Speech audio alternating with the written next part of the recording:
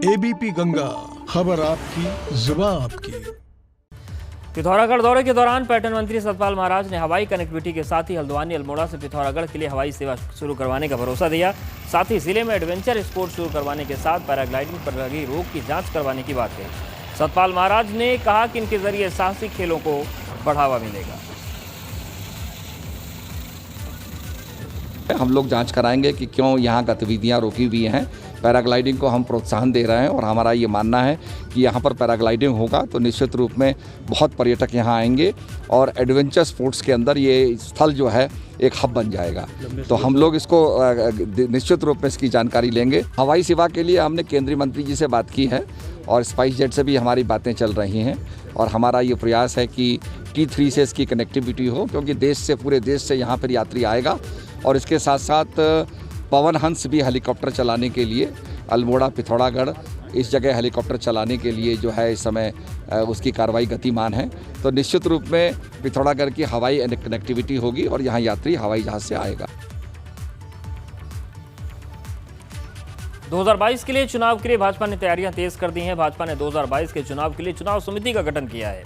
राज्यसभा सांसद नरेश बंसल की अध्यक्षता में कमेटी बनाई गई है और भाजपा प्रदेश महामंत्री सुरेश भट्ट को भी इस कमेटी में जगह दी गई है।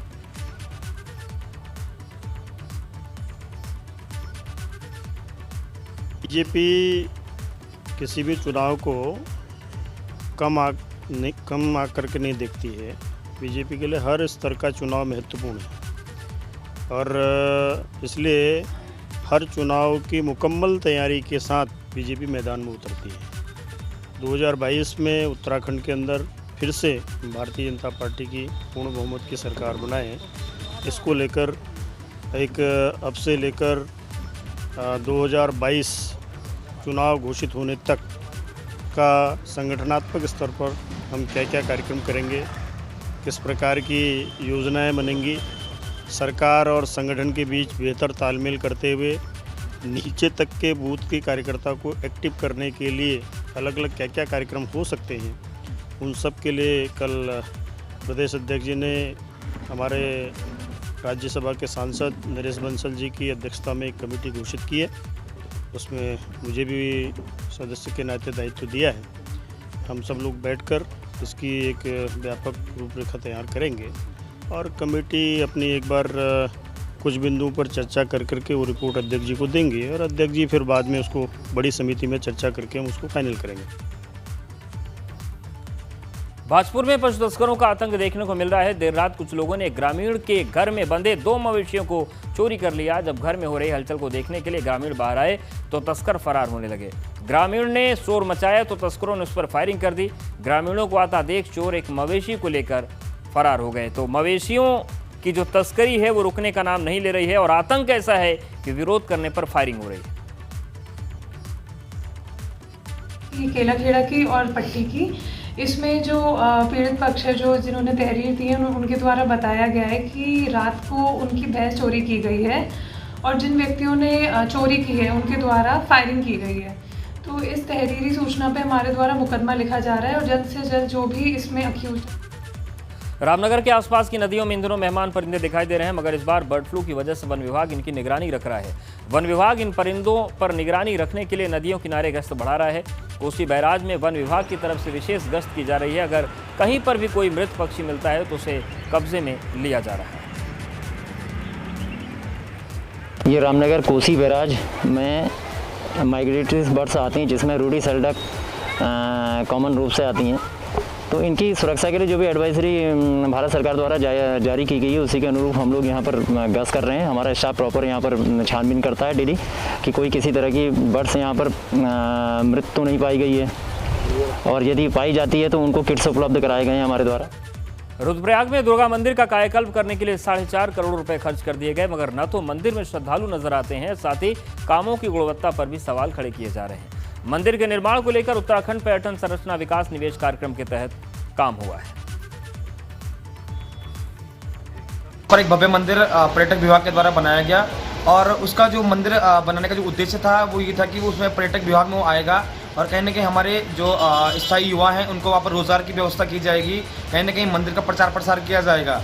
लेकिन इस बात को कहते हुए मैं बहुत क्षुब्ध भी हूँ कि 2018 में माँ दुर्गा देवी का मंदिर का जो निर्माण था वो कार्य पूर्ण हो चुका है और 2 साल बीत चुके हैं, परंतु अभी भी पर्यटक विभाग के द्वारा हमारे मंदिर का कोई भी प्रचार प्रसार नहीं किया गया है और वहाँ पर जितनी तादाद में वहाँ पर श्रद्धालुओं को आना चाहिए था वो नहीं आ रहे हैं वहाँ पर।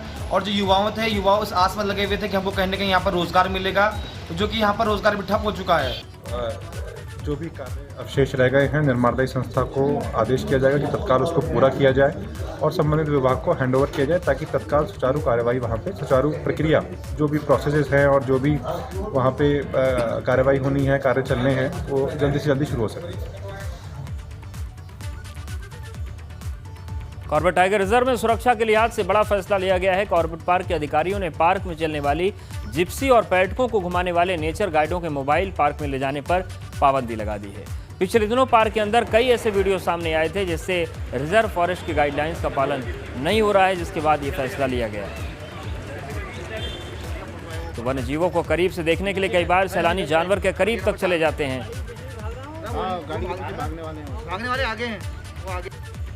ये रिसेंटली टूरिस्ट या जिप्सी चालकों द्वारा कुछ वीडियो जारी किए गए हैं, तो उसके कॉन्टेक्स्ट में जिप्सी हमारे टूरिस्ट की सुरक्षा के लिए और वन्य जीवों की सुरक्षा के लिए जितने भी टूरिस्ट जिप्सीज हैं और उनके गाइड है उनके मोबाइल ले जाने के लिए प्रतिबंधित किया गया है।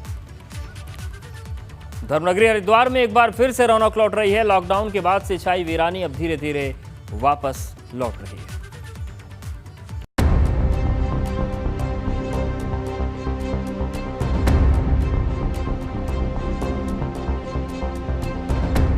धर्म नगरी में कोरोना काल के बाद से छाई वीरानी दूर हो रही है।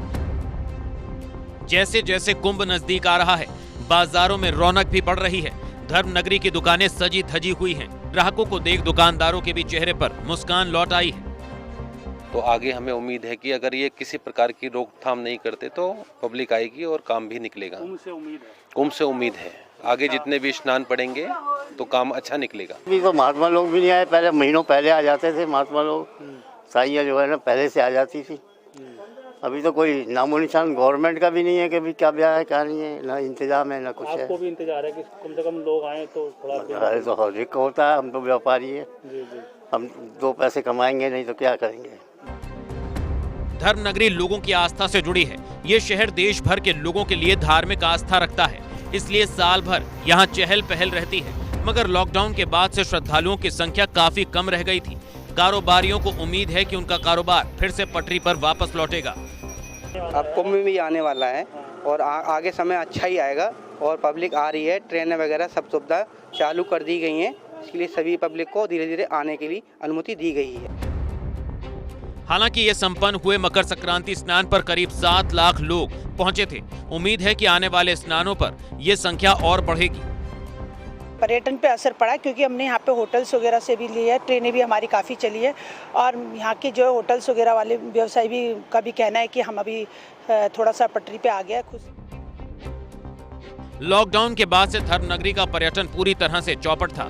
बाजारों में सन्नाटा पसरा था और कारोबारी मायूस थे। मगर मकर संक्रांति पर उमड़ी भीड़ से हरिद्वार की रौनक फिर से लौटने लगी है।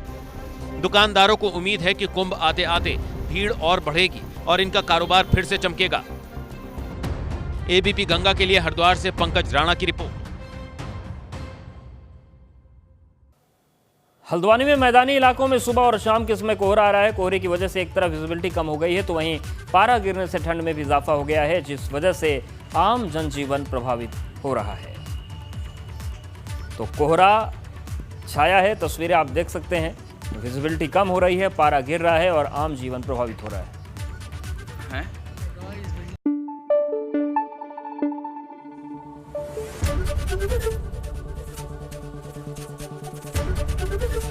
एबीपी गंगा, खबर आपकी, जुबान आपकी।